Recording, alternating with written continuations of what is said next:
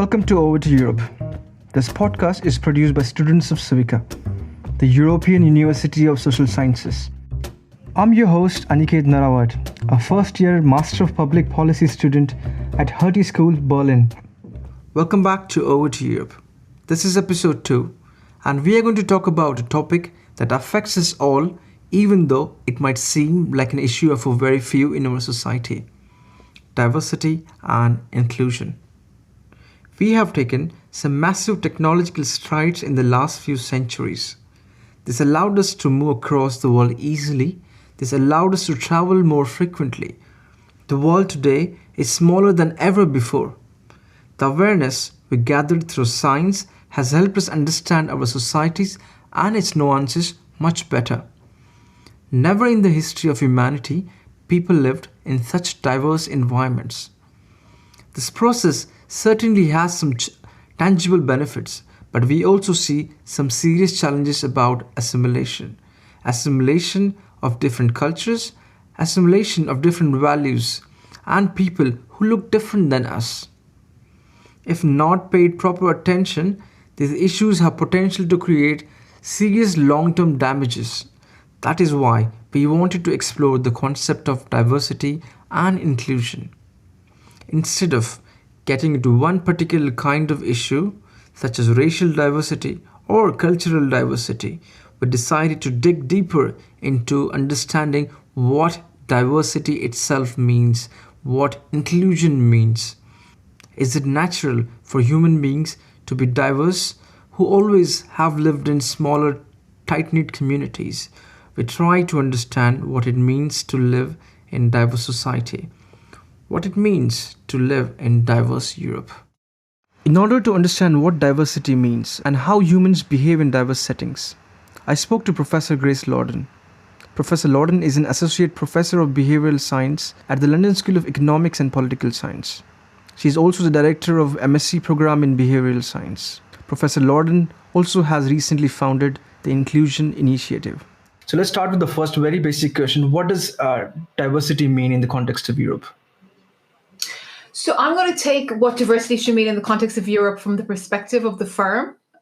So all of my work is really thinking about how can we make businesses better? So how can we make them more productive? How can we get more creative outcomes? How can we get more innovative outcomes? And what you really want is to have different voices around the table to get to that. So that means different life experiences, different genders, different races, different ethnicities, people who come from different countries of the world, people who have different backgrounds, if you with respect to degrees, if you really want to get creative. And when I look to measure diversity in the way that I imagine it, that you have these discussions with these folk who are coming together, kind of a clash of ideas, if you like, to bring us to a more creative outcome. Very often the pulse points for that is to count how many women are in the room. So how many people of different races are in the room? How many people of different countries are in the room? So it's not a perfect measure of diversity, but it really tells me whether or not that group have a problem. So I like to say to my students, if I want to be more creative, if I want to be more innovative, it's a really bad idea for me to bring 9 more Graces into the room to make it 10. So I shouldn't be talking to myself. So I should only be doing that if really I just want to pat on my back to be told that my idea is the best idea. If I want the most innovative outcome, if I want to be challenged, if I want to be stretched, I shouldn't be afraid of being in a room with people who have different ideas to myself. And if I'm the leader of that team, and I've been lucky enough just to hire a team at the LSE, and as somebody who is hiring, I really think about each person and are they bringing a unique perspective into the room? Because it's when you get people together and you get them working together, that's when you have the great outcomes. And I think across Europe, firms, whether they're kind of starting out at the SME level or whether they're large firms, can really benefit from embracing diversity from that perspective, rather than thinking about it as something that's socially responsible or a box-ticking perspective. It's just good for business. I want to get to the next question, which is there is a parallel term to diversity, which is inclusion. What does inclusion also mean? Like, how is it different from diversity? So let's imagine that I have a team of 10 And when I think about diversity in the way that other people measure it, so just focusing on the pulse points, so just focusing on how many women are in the room, just focusing on how many people from different countries are in the room and how race is represented, I think of diversity as the picture. So if I take a picture of the room and I show it to you, I can say, this is a diverse team. But that doesn't tell me anything about whether or not those voices are being heard. So if I'm the leader of that group, I can go in there and I can ignore the other voices that are in the room. So when we think about the outcome that I described in the last section, getting to that place of being creative, getting to that place of being innovative, there is no point in me hiring diverse voices if I'm not going to listen to them. And that's what inclusion is. And inclusion is becoming so important for business that a lot of people are actually reversing D&I. So they're calling it inclusion and diversity, to understand that if we don't have inclusion, we can bring diverse voices into the business, but we're not going to get the benefits. Thank you very much. I think both the definitions, the way you defined it was very helpful, because these terms are tossed around quite vaguely these days. I understand that your work is more focused on workplaces, but correct me if I'm not wrong. Workplaces are like a smaller scale of society. You have people from different places. So I'm going to ask you one question about just in generally how humans behave. So do you think diversity comes naturally to us? Is it a natural phenomena? Because if you look at how we have been evolving for thousands of years, we don't move around much. We have just moved around in the last 100 years, but we are used to certain ideas around us. We are used to questioning these ideas so fast and so quickly. How are we going to react to that? How is this going to work? So, I think if you think about diversity in the way that I described it, with these 10 people who have different perspectives, different ideas, kind of this collision of ideas, they're embracing dissent and they're getting to the creative outcome, that doesn't sit naturally with us as human beings. So as human beings, we like to be right. And we like to be able to follow lectures, if we're in university, in a way that we understand all of the material. And very often, people pull back when they're confronted with ideas that are unfamiliar to them. And I think that really explains why embracing kind of this idea that listening to diverse ideas is good for us doesn't actually happen naturally. And I think it's why, if I'm a leader of a group, I really have to remind myself that person who's in the room who's disagreeing with me, they might be just the person who I need in that particular moment of time. They might be seeing something that I don't see. In behavioral science, we talk a lot about ego. And I think ego plays into our necessity to be around people who we feel comfortable with, who aren't challenging us. And the first thing that will challenge us is when we are faced with people who had different life experiences to us that we don't understand fully. But, as somebody, I'm almost 40 years of age, and I can honestly tell you my best learning experiences have come from when I've leaned into people whose life experiences that I didn't identify with, that I didn't fully understand. And I've listened to what they have to say. So I stopped looking out of my own window and kind of broaden my landscape. But it's definitely not something that comes naturally to you in the beginning. Politicians are rallying a certain kind of environment in countries, and that is actually changing a tide against certain like immigration. That changing tide against people who do not look like you, people who do not behave like you. They're culturally different. What do you think about this? What is the impact of framing of the issue of diversity by politicians? This is a really good question. So I think really the question is how do we change social norms? So we can change social norms in a positive direction, which is what I've been speaking about, but you can also change social norms in a negative direction. And there's kind of two main avenues that you can get there. So the first is through tipping. So that basically means that I get buy-in from one person and then a second and a third, and eventually I have a critical mass and attitudes change, which is really what I'm talking about when I'm saying that we should target the firms, we should target schools, and we should target universities for change. But the second then is this idea of a standing ovation model, right? So you have somebody who's really visible in society, who has a number of followers, and people listen to them. And when they speak, they take action. And I think that's what we're kind of seeing in society today, this kind of popularist movement, a polarization, kind of on the right and on the left. And you have these figures who stand there and make claims that aren't backed up by data. And you have people who are actually following them. And this is classic social norm change. So, it ends up with polarization, and it ends up with populist government. But sadly, it's how we as humans respond to having these kind of figures who are in front of us saying things that aren't necessarily good for society and aren't necessarily true. And if you take that to the micro level, which I'm always interested in, if you take it to groupthink, it's exactly the predictions of groupthink modeled. So when we have groupthink in firms, in countries, in schools, in universities, people polarize, and the median is the best prediction of what the outcome will actually be. So, sadly, the models the modeling in behavioral science does actually explain what we're seeing. It explains why people, we have this kind of polarization about whether or not Britain should stay in Europe versus not staying in Europe. It explains why we tend to choose certain types of presidents, but you are getting 50% of the population on either side not necessarily understanding each other. I think the saddest part for me comes back to the conversations. So, some of the smartest people that I know will say people who voted for the UK to leave Europe are idiots, but they're not trying to understand their perspective.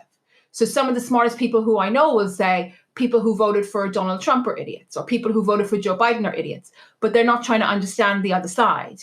And I think if you're somebody who's taking that position and not trying to put yourself in the shoes of other people, you're somebody who shouldn't be in public policy. You shouldn't be creating interventions. You shouldn't be trying to create change. The best interventions that I've managed to make that have made positive change in society, I've put myself in the situation of the person who I think is, thinking incorrectly, who I think is doing something that's not necessarily good, because I've done a lot of work in compliance, and really try to understand, three things from their perspective: the costs, the benefits, and how they're actually discounting time. And in the UK, the Brexit vote can really be explained if we look at the costs, the benefits, and how people actually discount time. And it's more than that. The one thing the social scientists don't study enough is beliefs. Because, of course, when I make a decision, it's not the actual cost, it's not the actual benefit, it's not actually this kind of how I perceive time that goes into that equation. It's my belief about costs, it's my belief about benefits, it's my belief about time discount or the opportunities that are open to me. So if you really want to be, somebody who makes change in the world, you need to get under the skin of beliefs. And if you really want to change how often people encounter racism and how much racism holds people back, you need to get under the skin of the beliefs of the people who are actually doing the action. And then you can change their cost benefit and time discounting equation. My last question would be, I think you advocate for diversity and inclusion. Would you give us a small pitch why people, why firms, why society should be more diverse? I think society should be more diverse because we want to have economies that thrive. So what we want to have are people who are coming together with ideas colliding to get us to a place where we're accelerating growth. So, I could give you the usual story, which I think is really important, that actually, having diverse people around us is good for our perspectives, it's good for our life experience, it's good to be exposed to difference. And I think that really is true if you lean into it. But I think if you're somebody who tends to lean away from difference, to be somebody who thrives in the workplace of tomorrow, you're going to need to get a different attitude. And I think that attitude has to be realizing that if you talk to people who are like you about your ideas, then you're not going to grow as a person. You're not going to have the next big idea. You're not going to be somebody who can add the actual value that you could add if you got there and learned some other perspectives. And, I do this with my own students, and I talk to them about, your career. If you go and get career advice, write down the 3 people who you would be most likely to ask for career advice today, kind of a blank slate. Write down their ages, write down their gender, write down their race, and write down their social class, and write down the country that they come from and the university that they've gone to. And then I'll say to them, let's create a homophily index. So how much are those people like you? And then if it comes back, which it usually does, and it's pretty close to 1 for at least 50% in the room, I say to them, the best favor that you can do is go and get people who are different to you and get their advice, because you don't have to listen to it. And I think this is really important. Or we look for other perspectives. You don't necessarily always have to go with a different perspective. That's not what I advocate for. But I think when you have an idea in your mind, as human beings, we succumb to confirmation bias. We seek out information that just feeds us back what we already think that we know. And if that's the habit that you've got into, the best way to move yourself forward is to seek disconfirming evidence. And the best place that you'll get that is from diversity.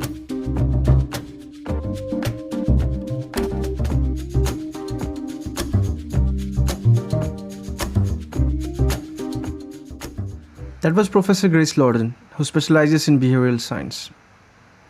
We wanted to take this topic to the students of CIVICA member universities, the students who have worked on different issues of diversity. We sat down with Erick Mokaya, a PhD researcher at the Stockholm School of Economics.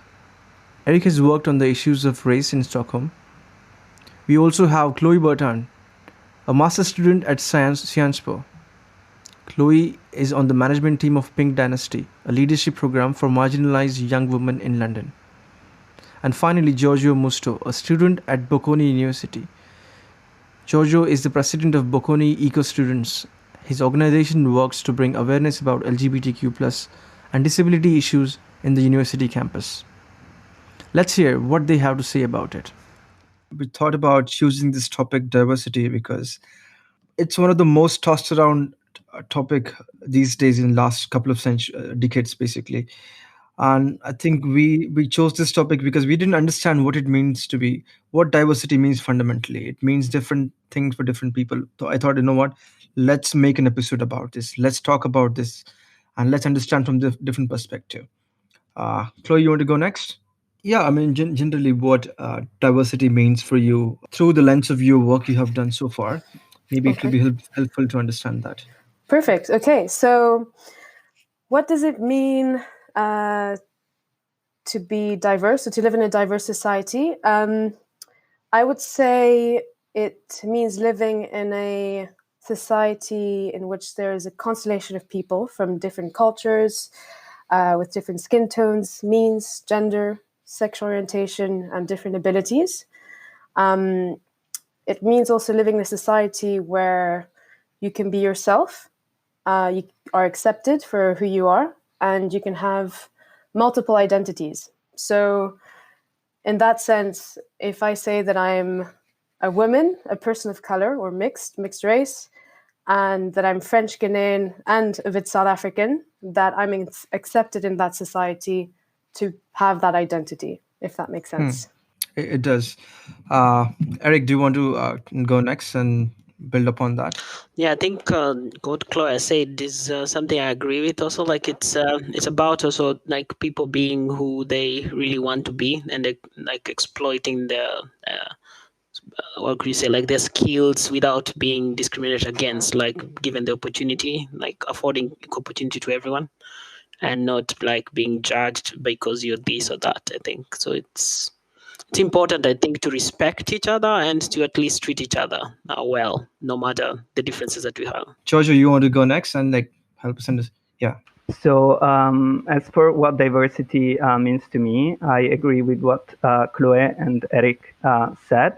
One thing I also think is that for a diverse society to exist, people also need to be actively trying to understand and know other cultures, communities, and to try to start a debate with other people to get to know each other, exchange ideas, of course, based on being respectful of different identities.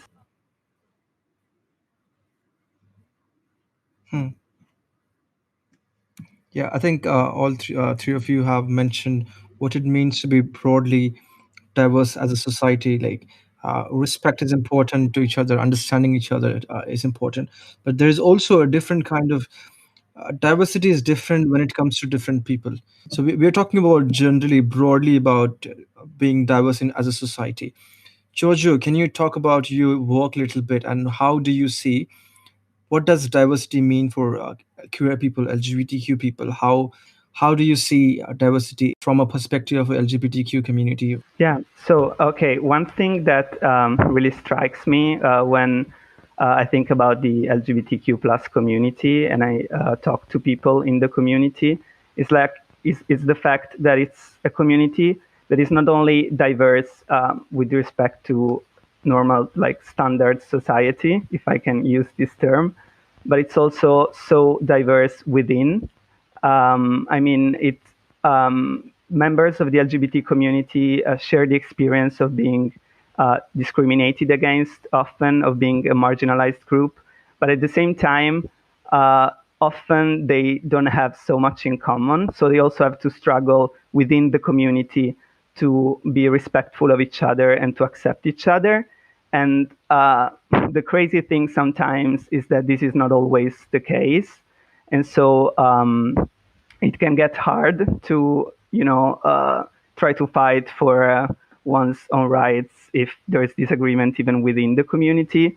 But at the same time, it's such a huge source of enrichment and of beauty, because it really represents, I think, the diversity at its finest. Chloe, I want to ask you questions. What Giorgio said. How do you relate your work to that kind of diversity? Do you identify your work and your understanding of diversity related to women and racial diversity around that? Do you want to add something to that?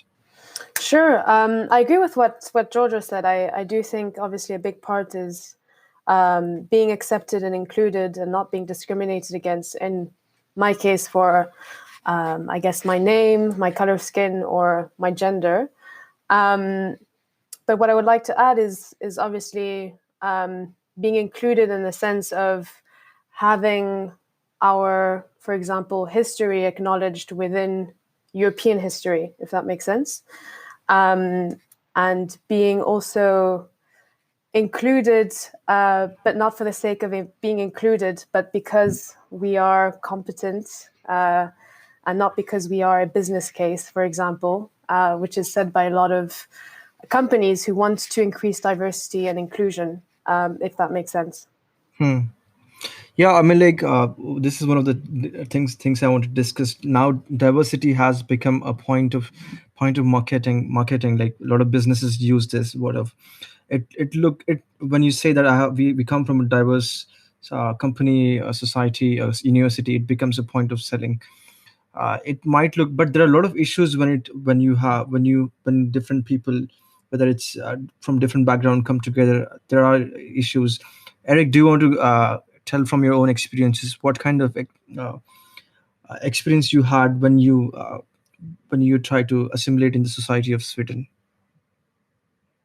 Yes, I think I want to pick up from where Chloe left. I mean, in terms of there being conversations about this, this is very timely in terms of people wanting to have discussions about bringing people to the table. And I think it's very important. And I think what Chloe said also, like, about just people being brought to the table, not just because we want people on the table, but because they are competent. We acknowledge that they're competent and we want to bring them on board. And we only want to bring them on board because we know they're not represented at this table. So I think that's very important. And also, like, something also important is also like there's a CEO quote I read the other day, like, truthfully, if these concerns had been brought up earlier, we could have dealt with them sooner. So I think that creating the awareness about it, I think that's key right now. My experience so far has been, I would say, positive, to say the least. I haven't felt like direct discrimination, but I feel like opportunities, at least for many immigrants, are not being afforded at the same rate as they are to the rest of, especially the non-immigrant society. So I'd say when I came to the Stockholm School of Economics, I was very hopeful. Like the first week, I mean, with the introduction week, you're told like, okay, apply to all these big like investment banks. So you come in supercharged, ready to send out 100 applications plus at a very high rate. You're working on them. But then soon, I think the despair comes in when you see the rate of rejection at the first instance of application. Not like you don't even get past the door, so to speak, the first door. I think that's where the disappointment comes in. Like, okay, is it because of my name or because of perhaps the place I come from or something like that? And I think, and also now looking at a couple of studies which I've looked at, one that was done in the US and one that was done in Sweden, where they just change the names and then they send in the same CV to the same job application. The rates of acceptance for for a white person in the American study against a black person is around 50% higher. And I think that's for a black person has to spend 15 for every 10 that a white person does to get the same the call rate, to get the fast call. So I think that when you multiply it by 10 times, that's a lot more CVs that you have to send. I think that awareness that there is a challenge that needs to be there. The Swedish case, I saw it was involved an Arabic name and a white name. They just change the names and just send the same CV to the same jobs, and the call rate is still, I think the Swedish case was around 30% higher for the white person. So I think those kind of statistics are the ones that then wake you up to the reality. Like, we are not on the same platform. We say we are, but we are not, and we need to pay attention to the kind of these two equally qualified persons. Why can they be afforded the same opportunity? So that's my case, I think. Chloé, go ahead. Yeah. Thank you. Sorry, I just wanted to jump in there. I agree totally, and I think that's what really bothers me with this parlance of a diversity inclusion, because I am for representation, because I think it's very important to have representation, but we really need real representation, in the sense that the problem with saying that we're going to increase quotas or do a drive to add women of color in the company is great, but it will not necessarily translate into a change in culture if the same power structures are still in place.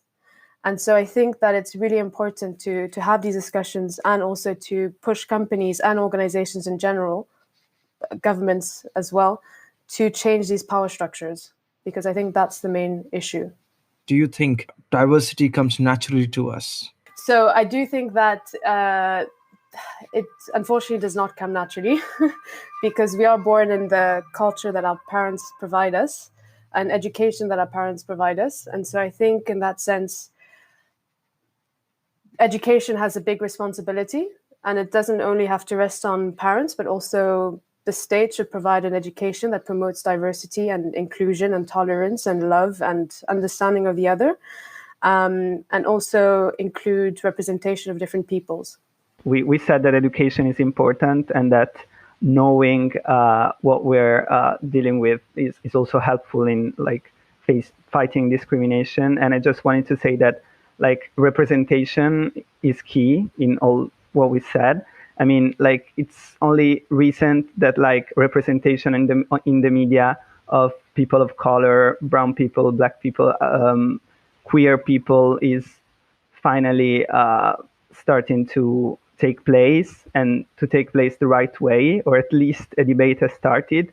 And I think the gains of these are huge, because even those who cannot receive the education that would be ideal, or who, I don't know, live in places where they can't experience diversity necessarily, through the media, this is possible. It has to be done the right way, because there are huge issues. We could spend hours talking about that, I think, but still, it's a powerful tool.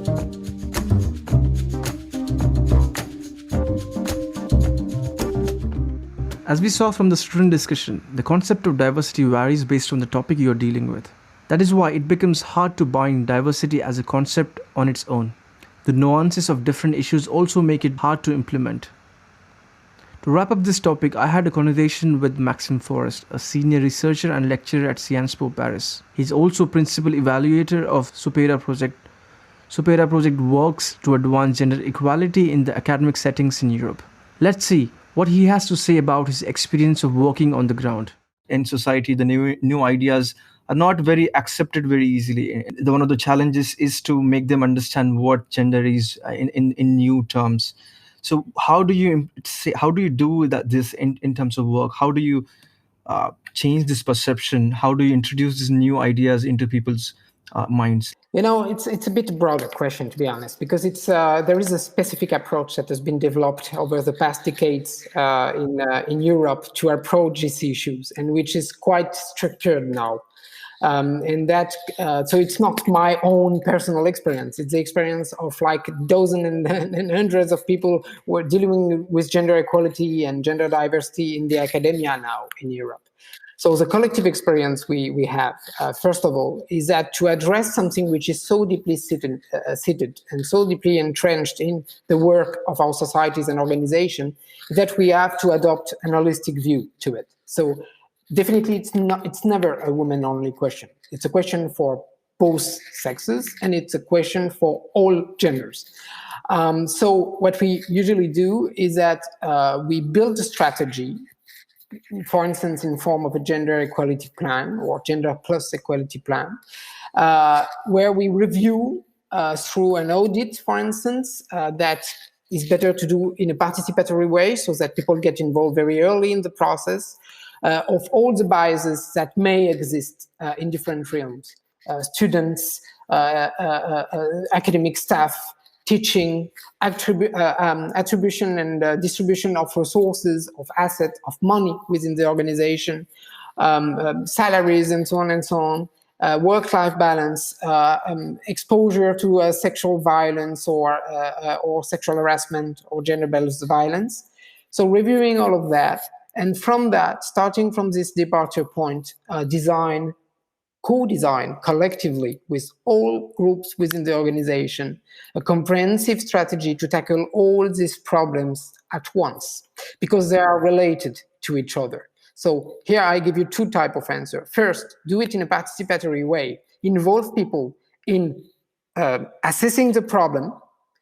And second, in co-designing solutions. That's the first point. And the second point is, don't go for one or other bias, for one or other inequality within the organization. Try to have a comprehensive overview of what is going on around gender diversity and to fix all the issue at once, because they are very much related to each other. I will divert a little bit here, and I'll ask about the work one of the organizations you worked with do. Please correct me if I'm pronouncing it wrong. Supera.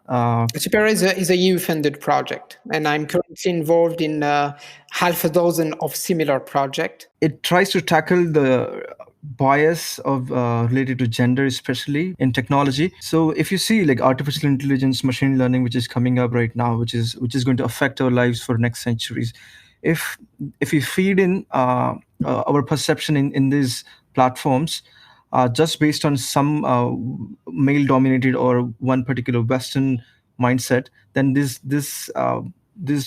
softwares will like enhance the whole bias. How do you like eliminate such bias? This is happening because lack of diversity from the people in tech. What do you think about this? How do we eliminate such diversity? It's a good question and a good introduction to the broader issue of gender biases and diversity biases in knowledge production in general. Artificial intelligence, to my view, is neither particularly artificial, because ultimately algorithms are built by human beings and mostly by men, as you said, nor it is particularly intelligent. Maybe in relation to the first part of the answer, that is, it vehicles a lot, it conveys a lot of promises in terms of shaping our futures. But what we see is that algorithms are heavily biased, not only on the basis of gender, but also of other personal and collective circumstances and streams of inequality, because of the structure of the population that design those algorithms that are the basis of artificial intelligence. So what we face is a situation in which we systematize informatically our biases. So we potentially make them even stronger, even more dominant, even more omnipotent, and ultimately even possibly totalitarian, because we hardly challenge them. So That's really an issue. That's really a challenge we have. And yes, to answer directly your question, it's related to the lack of diversity in information sciences. Information, any science comes from somewhere. It was institutionalized at a certain period of time through certain institutions, academies of sciences, research institute, whatever. You take whatever academic discipline, the same happened. It could happen three centuries ago, or as for information sciences, that are the basis for artificial intelligence, it could happen 70 years ago during World War II in a military environment where those sciences were built, which was not especially gender or diversity friendly, right? So we have to challenge that, and we have to make scientists, academic, but also students think about the condition of production of knowledge. And this is what a project like SUPERA, funded by the European Union, and other dozens and dozens of projects at the national or EU level are trying to do, to challenge the condition of production of knowledge and teaching, emphasizing that there is no neutrality there, no full objectivity, but certain conditions that leads to produce certain type of hypotheses, methodologies, and algorithms. So, in the whole conversation, we discussed two challenges here. One which you just answered. One is bringing people together in a participatory manner and making them understand what gender means, or what sexuality means, sexual orientation means, what different cultural differences mean, different religion means. That's one problem we have. And second problem is we feed in our biases into technology, and that has potential to enhance the whole bias and effect and it might affect the future. So we universities and alliances like CIVICA has a particular role in such to solve this problem. This is not just a tech problem. This is a public policy problem. This is a social science problem. How do universities come together to tackle this problem? And what is the role of CIVICA specifically in such challenges? Okay, I start with universities before going to and research organization before going to CIVICA specifically. I was telling that the academia is a specific environment for discussion, and there is a specific role of universities since the Middle Age, since the first were established to shape the condition for public debate and for the advancement of knowledge and for the good of the society. So there is this basic mission statement that we all share. Some universities share it since the 12th or 13th century. And this is a basis for the framework for engaging with those issues. Then within the European Union and the European research area at large, that goes beyond the European Union, there is a policy that has been started 2 decades ago, 20 years ago, back in 1999, that first addressed the imbalances between men and women in research career. So it was a really narrow understanding of gender equality issues and gender diversity issues. But after about a decade, it moves towards a much more inclusive one. Because the European law changed to embrace a number of discrimination grounds, including disabilities, age, ethnicity, and sexual orientation, but also because the first experiment of gender diversity policies in the universities revealed that it was much more structural that we thought, and that we needed to engage with how our institutions actually work and how they produce knowledge and transmit it to students. And that it was far more a question, that it was not only a question of counting men and women in a room, that was far more complicated than that and far more important than that. So there is a second generation of policies that translated in a number of projects and initiatives, a lot of them funded by the European Commission, and that created a large community of practice among universities and research institutions across the European Union to engage with those issues in the holistic, comprehensive, and structured manner I mentioned earlier in this podcast. And that's where we stand. We learned a lot. There are a number of tools, of platforms, of communities, of practitioners, of training instruments, which are shared by this community of universities and research organizations. And here come CIVICA and the other European-wide universities established recently.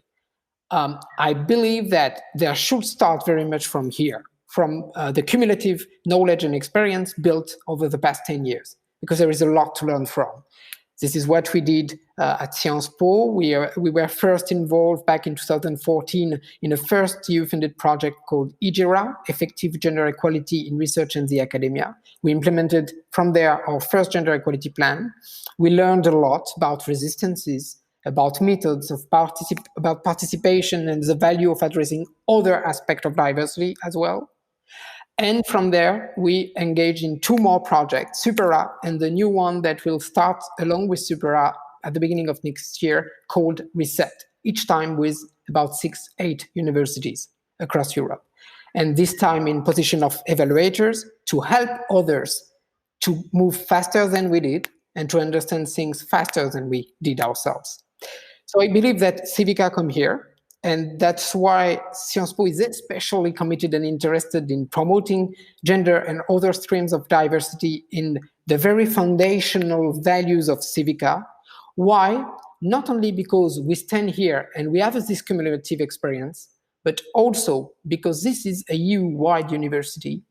This is a European university, one of the first of its kind, and it should reflect the foundational and fundamental values of the European Union, so diversity as it stands in the motto of the EU, but also gender equality, which is one of the fundamental values promoted in the EU treaties since 1957, and even more since Amsterdam and Lisbon treaties. So we have a specific responsibility as a new organization, but we have also a specific asset in starting from this considerable amount of knowledge and practices that have been experimented over the last 10 years. So I think we should be able to move forward faster. Being a European university, you cannot allow yourself, indulge yourself the time that universities established centuries ago have taken in order to address diversity issues. You can't. We have to start from where we stand right now, and we have to make it even better. That was Maxime Forest, a senior lecturer from Sciences Po Paris. He talks about the practical ways to implement diversity and inclusion. With rapid movement and hyperconnectivity among people across the world, how we deal with diverse aspects of our society is going to shape our coming times. I hope talking to these experts and students has given insights into nuances of these terms.